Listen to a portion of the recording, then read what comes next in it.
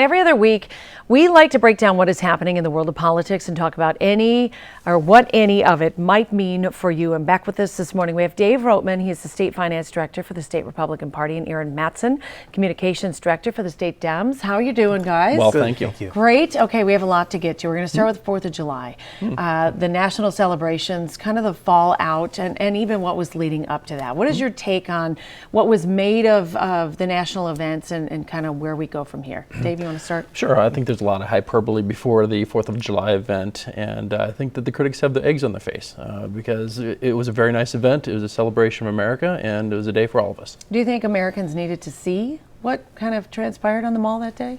I think so. I mean, it was good. It was good for everybody. It's something that we've done before, and it's about celebrating America and our successes and the way we've become more free over time. Interesting. Okay, Aaron.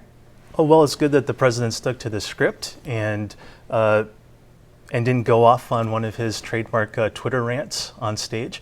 But it was unfortunate that the event seemed to be making the holiday about him and not America. And it's also very unfortunate that there was parts of the National Mall fenced off from people. Only certain VIP people could get close to the monument where it was, and everybody else was stuck behind a fence. And I think that's really unfortunate in a national monument to have that happen. You say he made it about him. Did he make it about him, or did a lot of other people make it about him ahead of the event?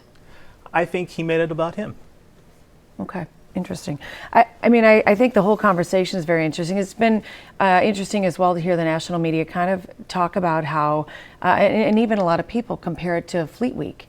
And I mean, there are a lot of displays of our military across the nation throughout the year, and nothing is made of it as much as this was made.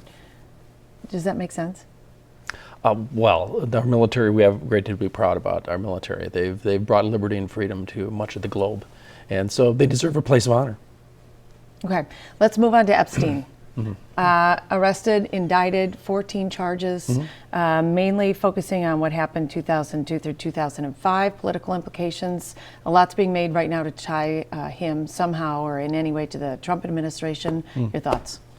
Well, you know, the lawyers for the victims are saying that President Trump is a hero on this. He is cooperative with prosecutors, and he banned Epstein from Mar-a-Lago long before, and that he's provided information that led to this guy's arrest. Okay, well, horrible crimes, and any politician of either party who had any knowledge of this should resign and be held to the punished to the fullest extent of the law.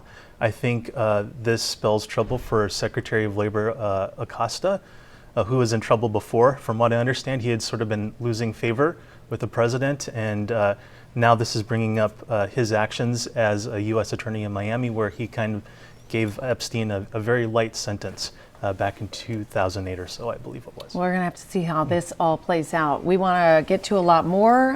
We either need to have you guys back in for another segment yet this week, or we're going to talk offline about it and post it here later this morning.